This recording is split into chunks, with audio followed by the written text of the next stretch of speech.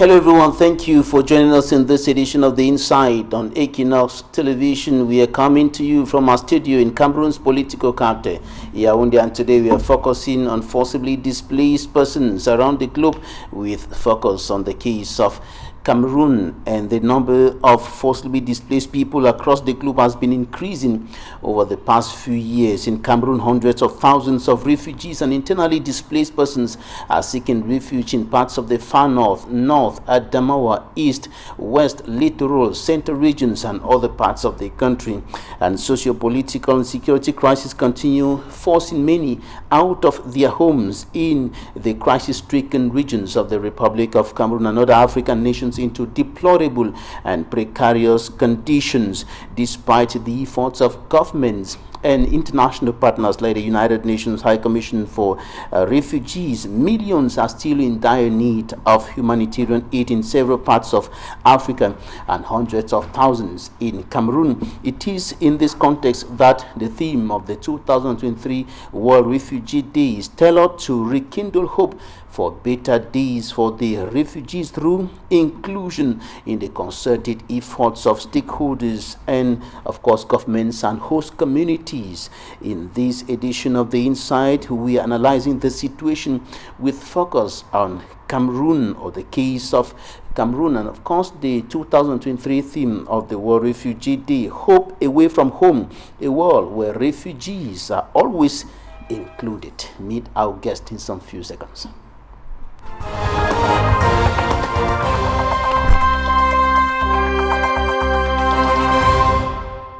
Our guest today is Cesar TSHILOMBO. He is the Cameroon Deputy Resident Representative of the United Nations High Commissioner for Refugees. You're welcome to the program. Thank you very much. What is the global situation of refugees? The global situation of refugees, we can say the number is increasing. More than 108 million of people, displaced people, forcibly displaced people in the world, which means that in the last decade, there have been almost a double of the number, almost, I can say even 3 times more than the last decade. So the situation is still very bad in terms of displacement because of many conflicts in the world. What percentage of these people displaced from their homes on the African continent? I think we can say 30% for now, because most of now we have a lot of displacement in DRC, in Somalia, in Sudan, and in Ethiopia. We have a lot of displaced people and refugees. So, and now after with the war in Ukraine and Syria, we have also many refugees out of African continent. Now, to be more specific on the case of Cameroon, what is the situation here in Cameroon? How many forcibly displaced persons do we have, internally displaced and refugees do we have in Cameroon as of now? Roughly, we have almost more than 2 million of forcibly displaced people, and among the 4 million, the 2 million, we have almost 500,000 refugees from Central African Republic. We have also Nigeria, and we have also more than 44 other nationalities of refugees in Cameroon. And on top of that, we can talk about the internally displaced people in the far north, in southwest and northwest. And then also we have returnees, which means that people have been in some neighboring country, Cameroonian who were in a neighboring country, then they are back in Cameroon. And then also former displaced person.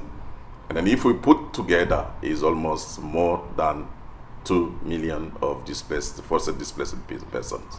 In the Minawao alone, in the far north region of the country, we have about 80,000 Nigerians who are currently living there. Yes, we have almost, I can say exactly 76,000 in Minawao. Right. Now, what explains the growing numbers of persons who are displaced either here in Cameroon, in other parts of Africa, and beyond the continent? Mostly is political instability, and also the people are running because they are fearing for their life and for persecution, and for internal displacement population.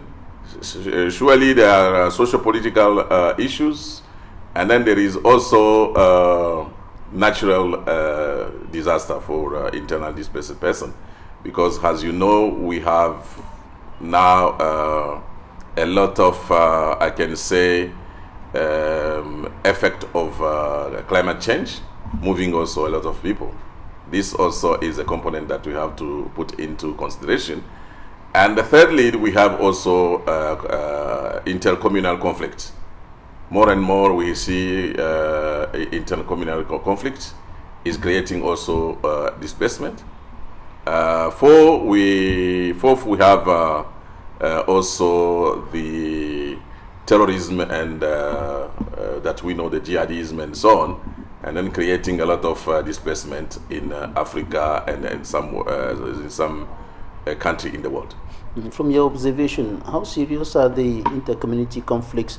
We have cases in the far north region and also in the northwest region of the country, which were deadly and also displaced a lot of people to Chad and even within the far north or the northern regions. Exactly. The situation has been 2021, for example, we had a big displacement in far north. Happily, the government has done a lot of efforts for the situation to be stabilized. And now we are talking about return, because at that time we had almost 44,000 that went to Chad. And then today we have almost 14,000 back in Logon Birni. And then we have in the situation in southwest of our country is mainly the problem of Mbororo and the local community. In the northwest region. Yes, the northwest. That's the biggest problem, but I think the government is also taking it seriously. As you know, our role as UNHCR is to help the government to address those issues, especially the protection and the right of people obliged to leave their area of habitual residence. All right, now about the climatic factors. Yes. In the far north region in particular, we have this problem of drought and increasing desertification that seems to be moving quite a lot of people away from their homes. But I can say that for the drought, people are trying to cope. But the biggest, cause of displacement is the flood. And the far north is prone to flood. That is displacing a lot of people.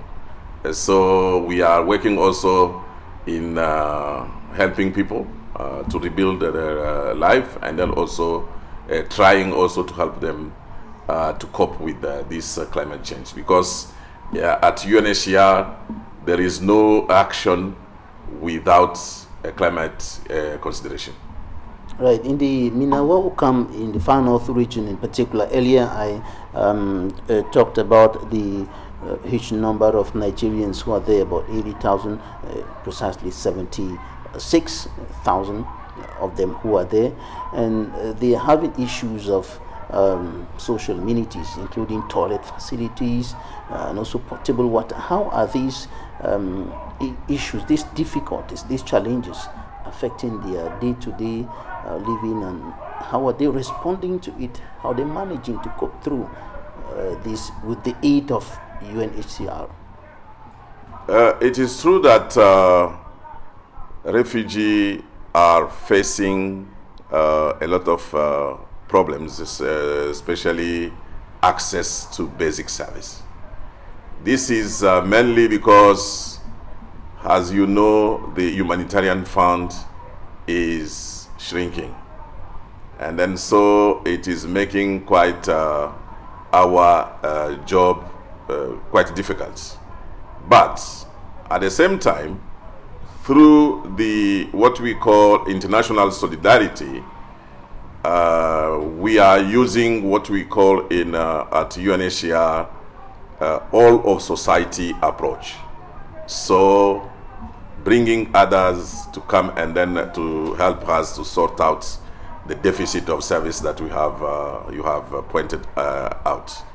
And what is the meaning is now we are calling also the development actors and then a different project from other UN agencies, from other humanitarian organizations to come, and then we put together our effort so that this synergy can help to sort out some issues. All right, you certainly tell us more about that shortly, but first of all, I was going to ask you how challenging, you started answering this question already, but tell us more about how challenging is it for the UNHCR to take care of these growing numbers of forcibly displaced persons?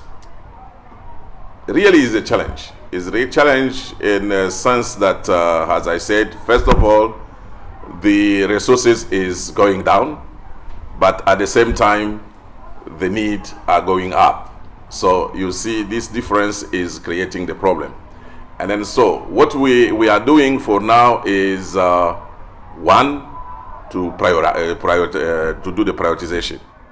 So we prioritize the people who can get the services, which means we need to use the vulnerability criteria so that we can target the most vulnerable and the most needed. Secondly, we broaden the partnership so that not UNHCR to do the job itself, but to come with other partner.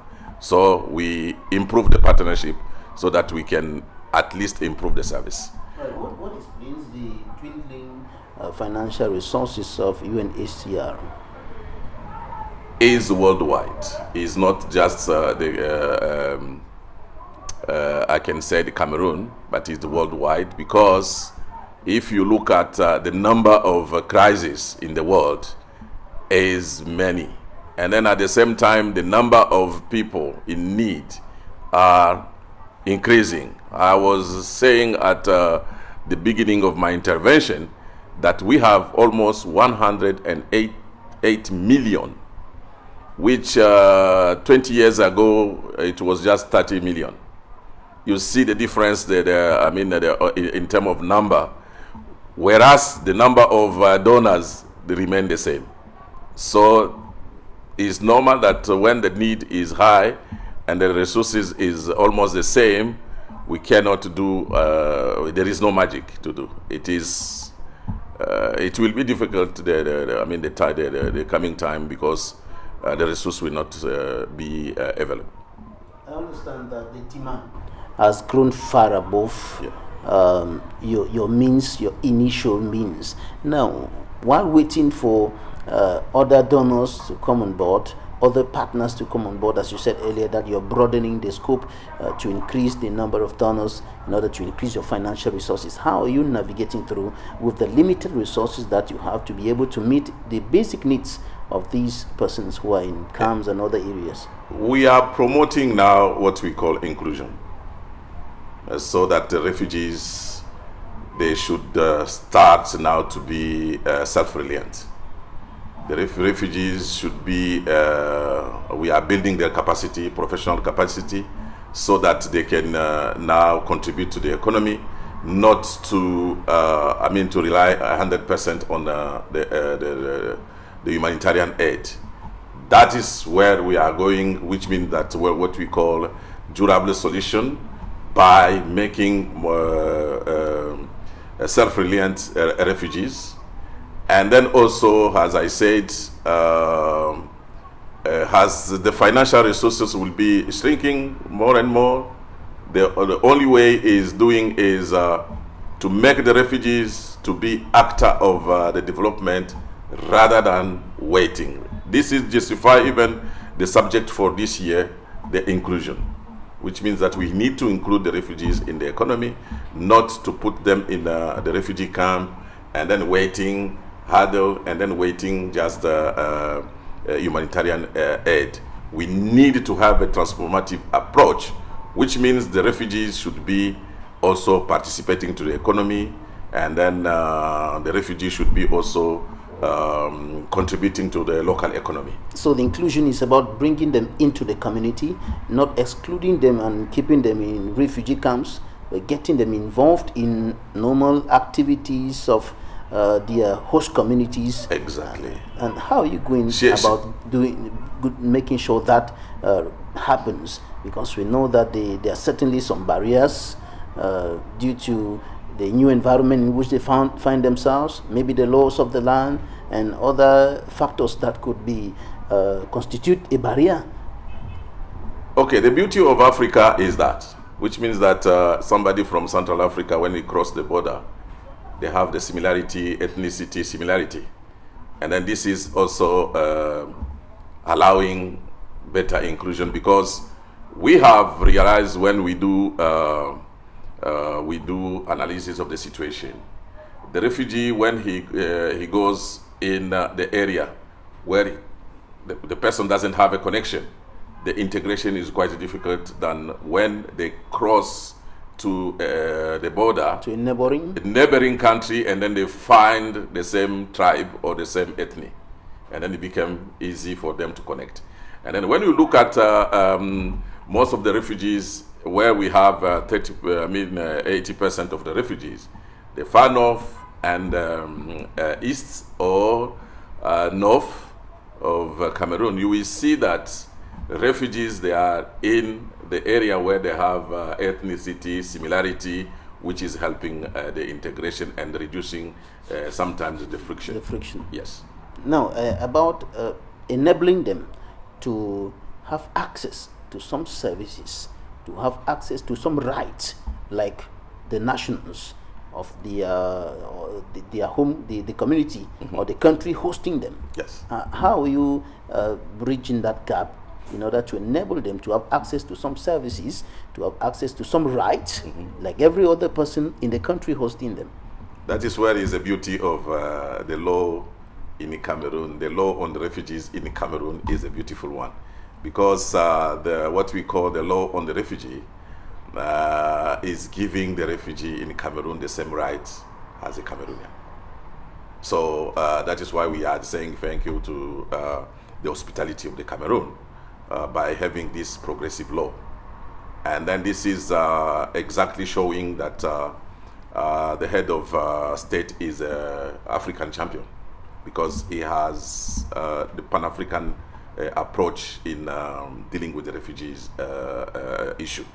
And in the law 2005/06, which is about the way the Cameroon is dealing with the refugees, is giving the same right to refugees as the national. So the refugees, he can work, the refugees can go to school, can study, the refugees can open business. That is the beauty of this law. They can own national identity card? No, they cannot own the national identity card, but they have the refugee card, which is provided by the government. For example, yesterday, some refugees have received also their refugee card, biometric refugee card, delivered by the government of Cameroon through DGSN. Is a biometric card, is in the law of Cameroon. There is no different. I mean, there is no confusion for a refugee to take a Cameroonian card, because the law are already defined the card for refugees. All right. We'll continue to talk more about this, but before that, we'll go to the newsstands now, and we'll take a look at what the newspapers reported this week in Cameroon. This is the press review by Immaculate Fogwe.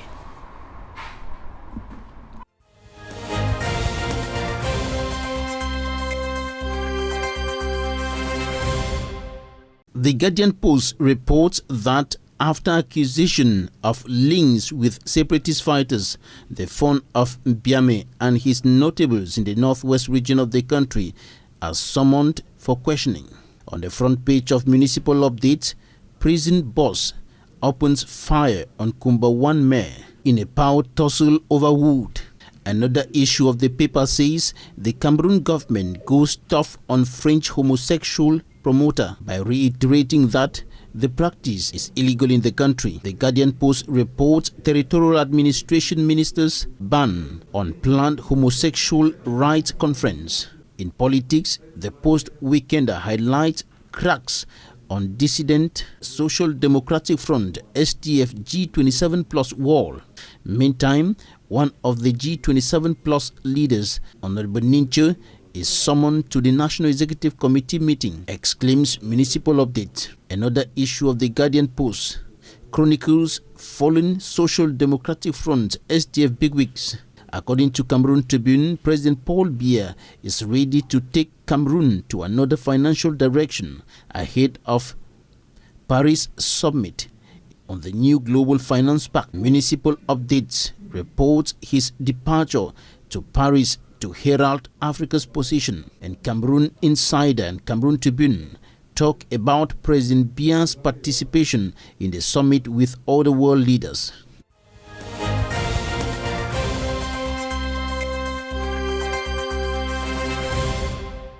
Thank you, Immaculate Fogwe, for the press review. We are still with our guest, Cesar TSHILOMBO, who is the Cameroon Deputy Resident Representative of the United Nations High Commissioner for Refugees. Now, what are some of the urgent needs of UNHCR, apart from the finances? What are some of its urgent needs to step up its the aid it is bringing to these persons? The first need is to have an agency dealing 100% with refugees in Cameroon. So the President of the Republic has given instruction for the creation of this commission for refugees, because, as you know, in Cameroon we don't have a commission dealing with refugees. That is the most I can say urgent need. And then secondly, also the transfer of competencies. UNHCR cannot be there forever. We need now to transfer the competencies to the commission that we can be created, which means to the government. And thirdly, we are advocating for the freedom of movement of refugees, so that the refugees should be included in socio-economical network of the country. And then how this is possible is, as we said, by providing the ID card, which means not the Cameroonian ID card, the refugee card, to all the refugees, so that the card is recognized by the government, so that it can give them freedom of movement. And then there will also be the possibility for refugees to go to the financial institution, to deal with the financial institution, because they will have an ID which can identify them. And then this is also important because of what? Because, as we said, the resources going down, and then the refugees should be able to be self-reliant. And then to be self-reliant, there are some prerequisites. Prerequisite is the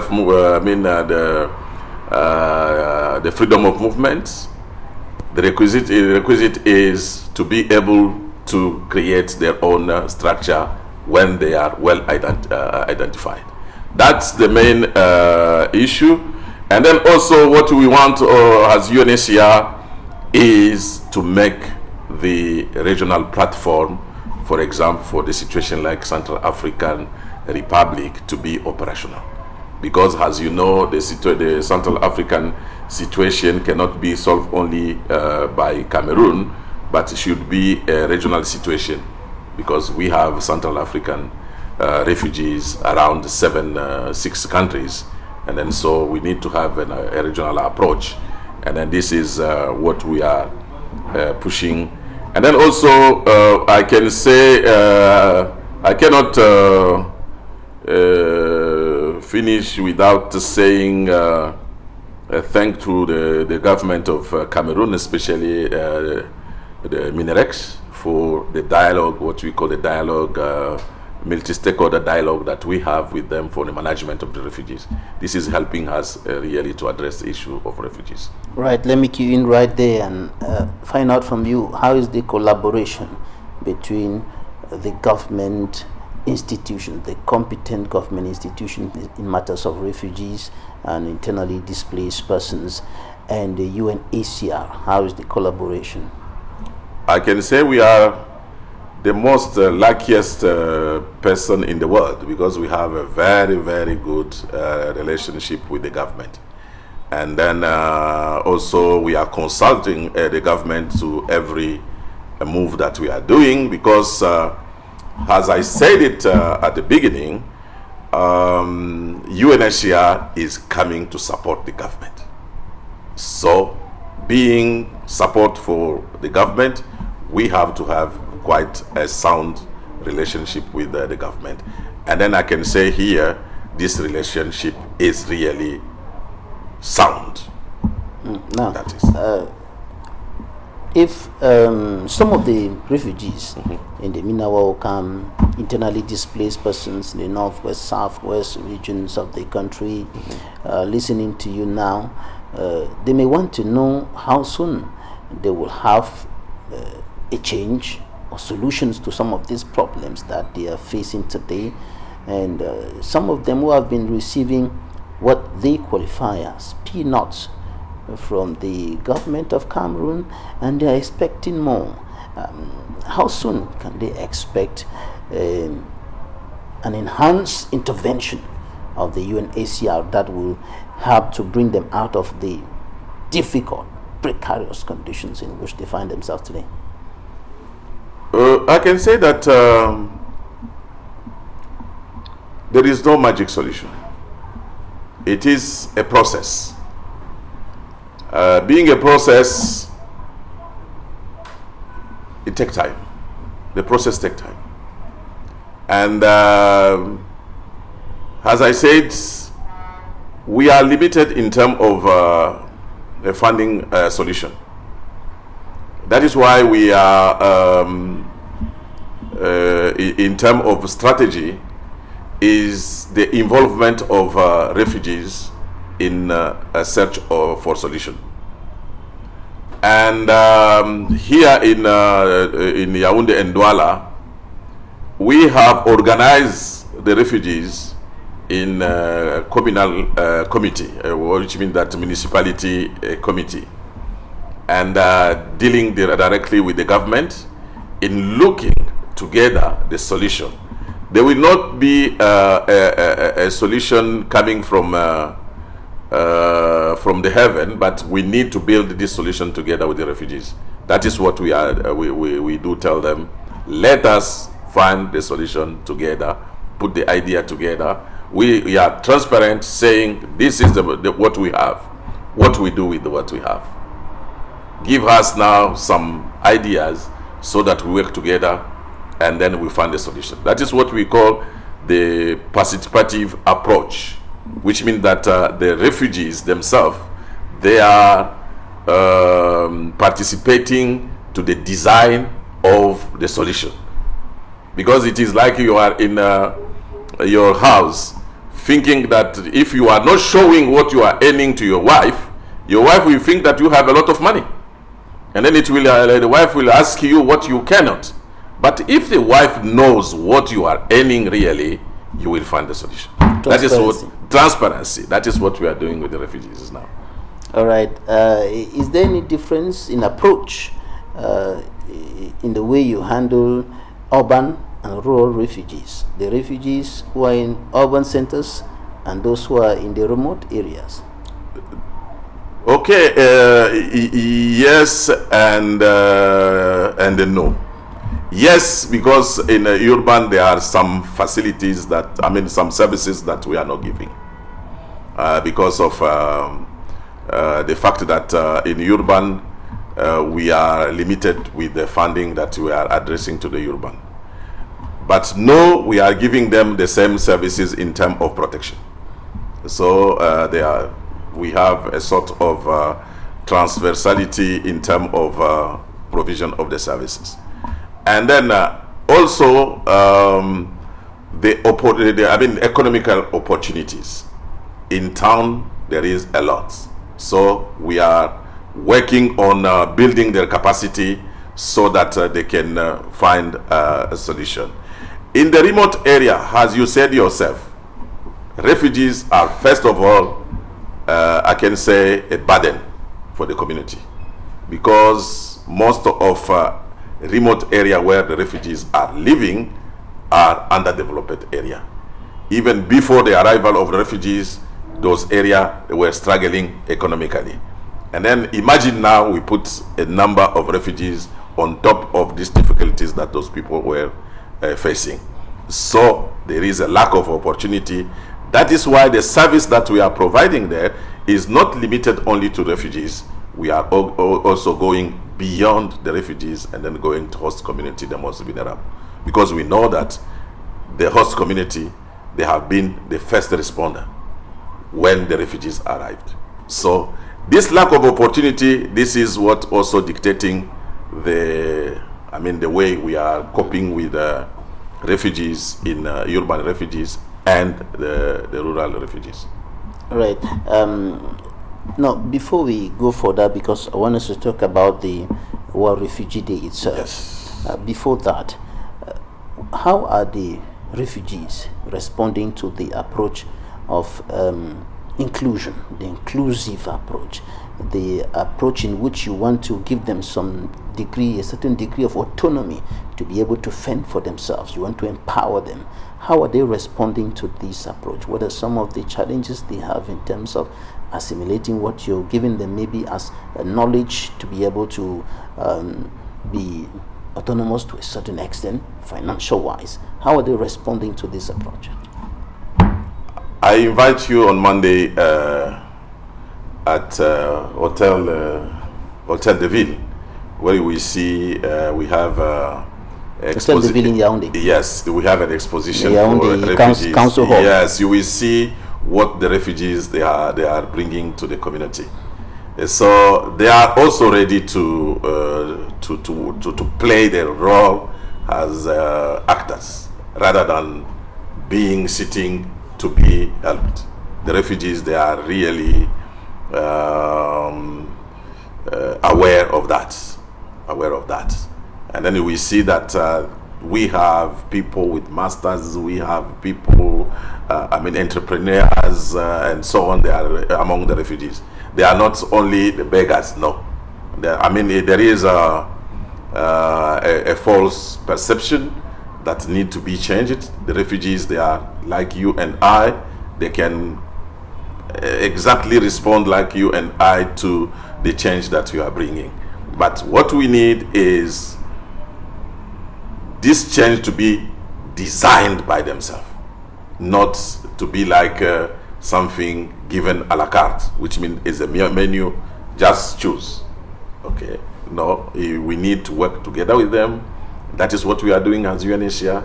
We work together with them, and then we find a solution for the inclusion where they want to go, and then we do the same.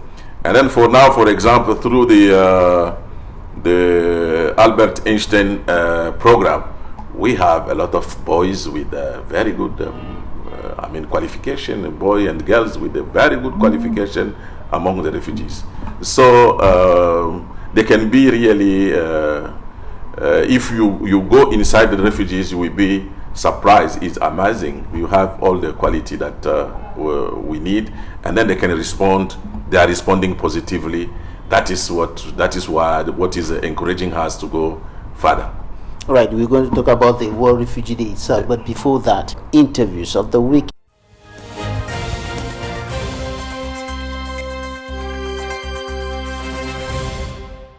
Anybody who is going to attempt in any manner whatsoever to usurp the functions of a lawyer in this country will have the law to face with. We have just started it, and we are not retreating for one bit. If you see any lawyer, if you see anybody who tells you that he's a lawyer, the first thing is ask for him to present his ID card. It is your right. And if at any point you identify anybody who is suspicious, who says he is a lawyer, at all the regional levels, I have representatives, I have special delegates, draw their attention to it, and such people will be called to book. You cannot imagine that you leave Douala and you are entering here. We have been here for more than 1 hour, 30 minutes. And you are seeing the various vehicles, they are passengers now that they have poured some gravel before we are able to pass. So we are just putting that the government should see something else to do in such a way that we will be able to travel. This is a national road, but a national road that is not out sometimes is not that pleasing. It is a fact that we do not always see the impact of the economic activities, exploitation of resources, in the living conditions of populations, groups of populations, communities, also to prevent new challenges from interfering with the enjoyment of human rights by everyone. We also have diversification in the size of investment and in the sectors. And this is putting a lot of pressure on our lands and our resources and exposing communities to the presence of those investors. And they are likely to be harmed by the activities of the investors.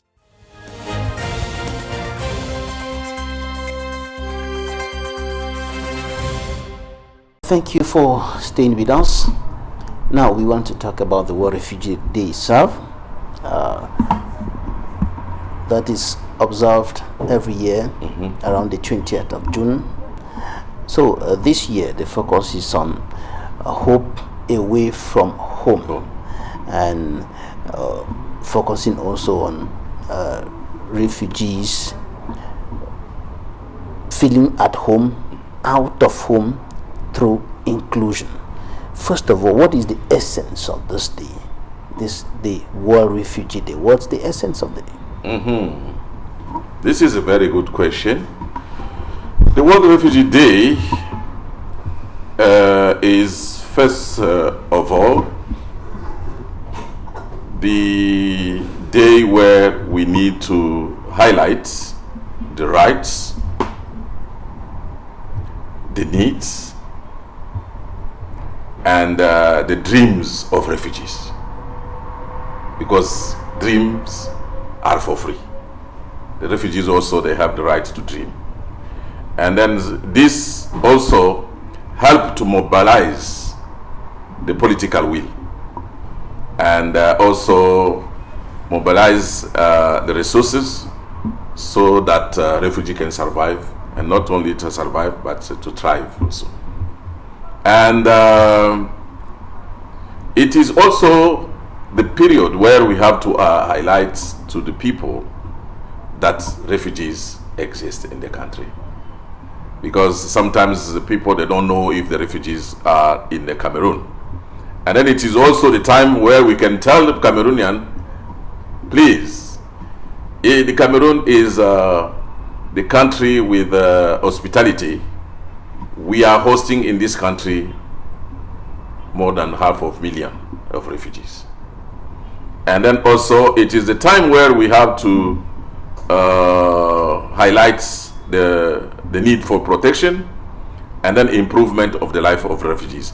That is the importance. And then to saying that by doing so, by helping the refugees, you can put the smile on the face. That is why we are celebrating this day, because it is quite important, and then also helping to focus the world's attention on the plight of those who have flee the conflict or the persecution. How important is the role of host communities? Is quite paramount, because as I said, before UNHCR, if there is an influx, before UNHCR knows that there is an influx, is the host community, isn't it? Is the one who welcomed the refugees. Even before the government come in to know that there are refugees here, is the host community informing the sous-prefet, the chief of village, that we have influx in the village.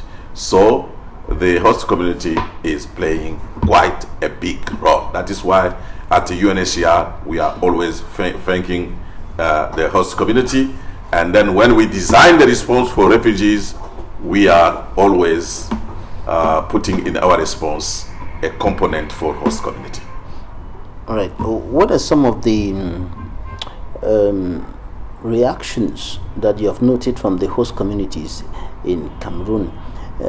Because we know that in some communities, not necessarily in Cameroon, there is this sentiment when we begin to talk about inclusion, getting the refugees into the communities and to have the same rights, the same opportunities with the nationals. There is sometimes this, in some cases, there's this idea or this feeling that they are coming to take our jobs. They are coming to further complicate our living conditions that are already very much difficult. So far, we don't have this.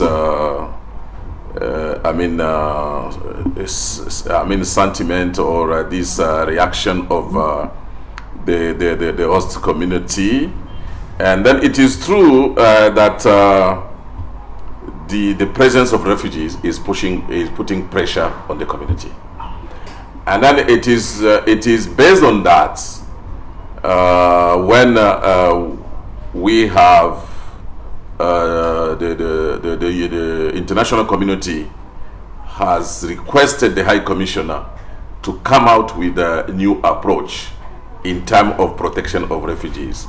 And then this new approach that we called Global Compact on Refugees, which has been even our president have been part of this design of the Global Compact on Refugees. The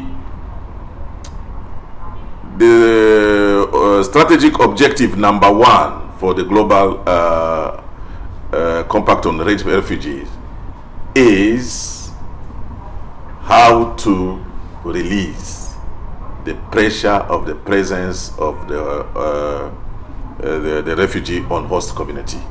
So UNHCR should work with the government to see how they can release this pressure so that we can avoid this kind of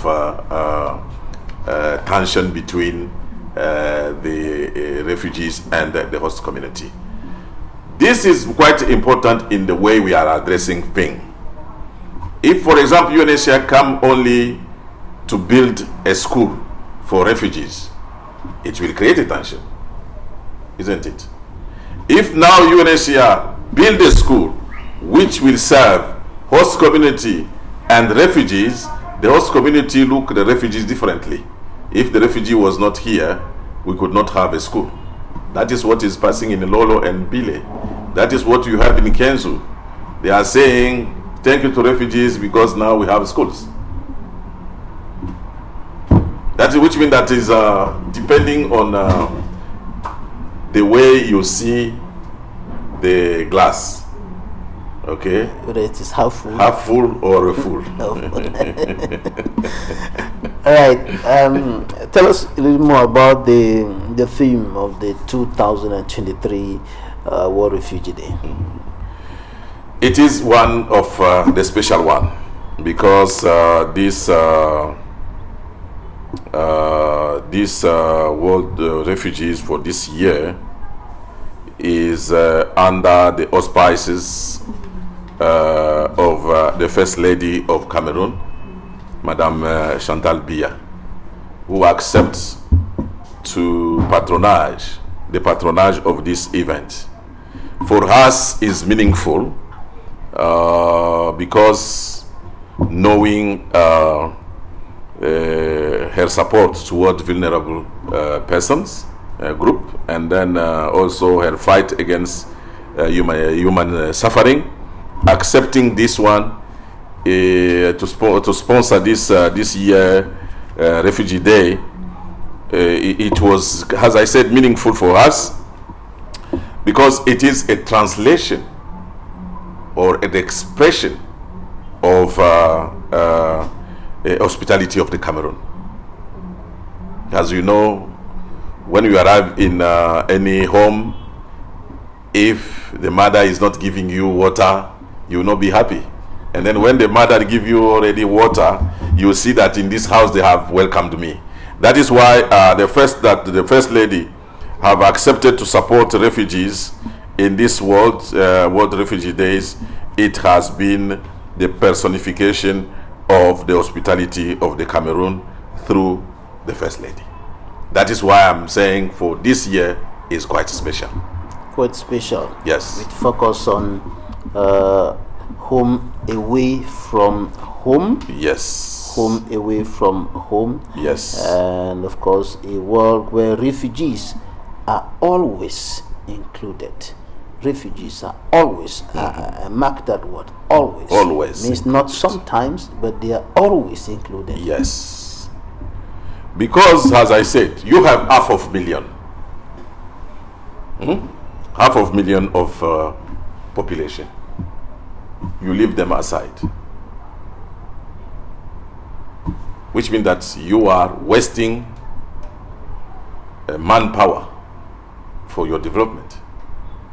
When you include them, it became an added value for you. Because as I said, among the refugees, we have intellectuals and the doctors and so on. So when you put this capacity out, so you lose the manpower. That is why, as I said, the first thing that we are doing as UNHCR is the empowerment of refugees through education, through professional training, so that they can be useful while they are in exile, and then when they will go back to their country of origin. That is quite important.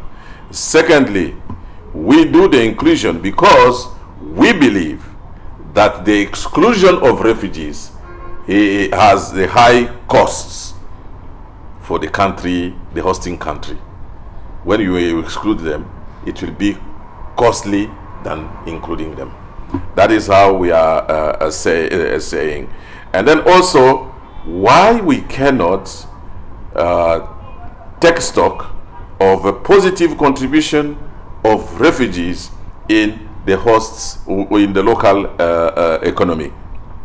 That is why we are saying, when you include the refugees, you are bringing an added value because you can boost your economy in the area where you are living. I remember here I was with the mayor of Kenzu, and then he was saying before the arrival of refugees, Kenzu was not like that. It means Kenzu, the refugees have triggered some development. Some development. Right. When we did not have refugees, Lolo and Bile were not like they are today.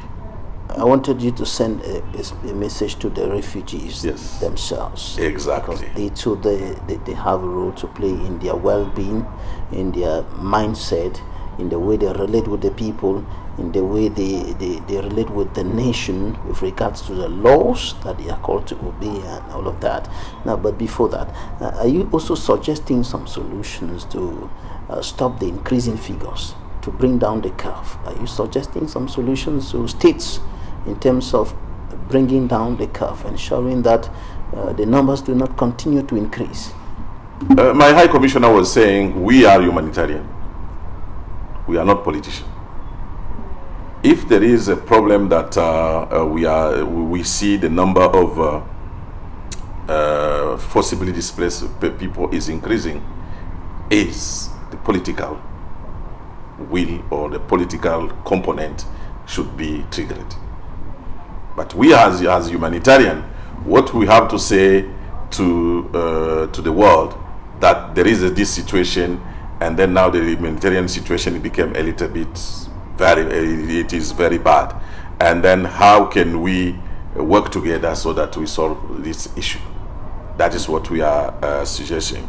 And then most of the conflicts coming from armed conflict. I mean, human beings, they can stop this armed conflict if they want, but you need a political will. Donc that is why the High Commissioner would do say it is a political will lacking for reducing the number of refugees in the world.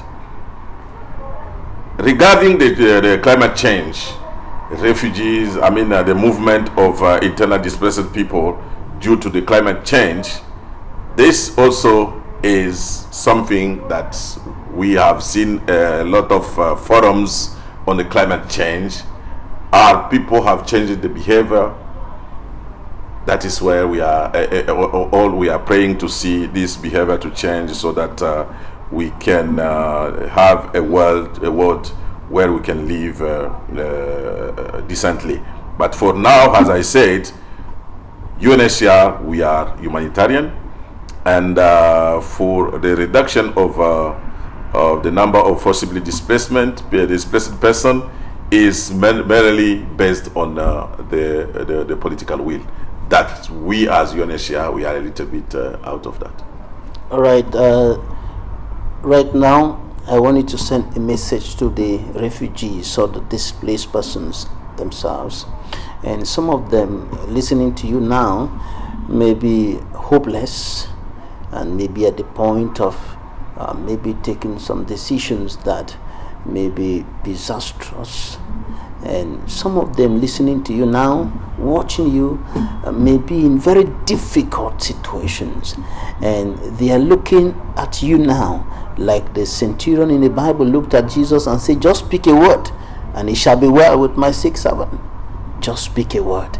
Some of them may be listening to you now and they're expecting a word from you. What will you tell them? What I will tell them, that being refugee is not losing the humanity. We remain still a human being.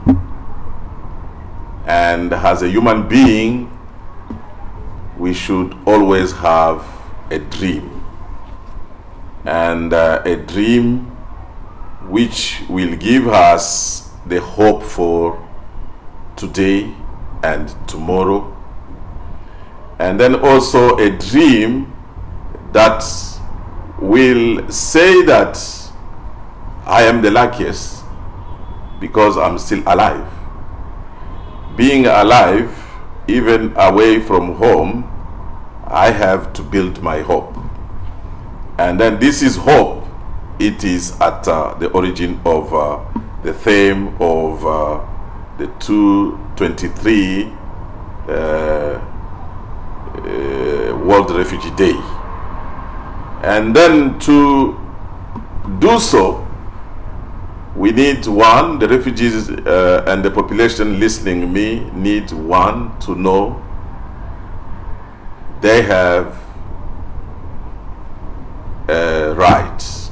And then the government and the other institution, they are doing their best to make sure that they are enjoying the fullest of those rights. Secondly, they have also duty. And this duty is compelling you to don't sit and then wait until the food come from the heaven, but we need to help you to work so that you will be part of the economy of the Cameroon, so that the inclusion that we are talking about, always included, will be the reality. That's what I can say is for the refugees, displaced person, to understand their duty and then to understand the right, so that when they put together, they will see how to sort out the problem in which they are facing today, for which the government and the different institutions, they are doing their best to provide response at the level of their means available. Right, Cesar TSHILOMBO, Deputy Resident Representative of the United Nations High Commissioner for Refugees in Cameroon. Thank you for your time. Thank you, it is my pleasure. Thanks, ladies and gentlemen, for staying with us. That's it for today's edition of The Insight. Goodbye.